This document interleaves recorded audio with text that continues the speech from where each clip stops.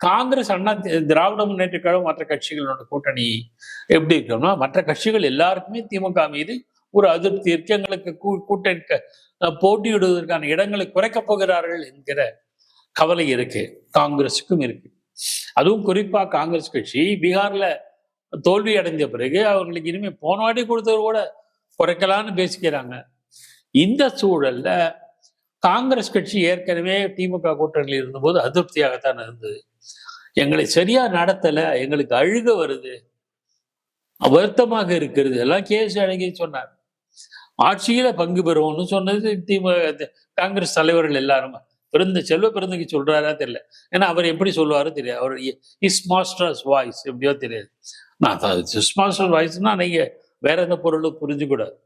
புரியுதுங்களா? எஜமானருடைய குரல் அப்படின்னா வேற எது இல்லை. அது ஒரு பக்கம் இருக்கு.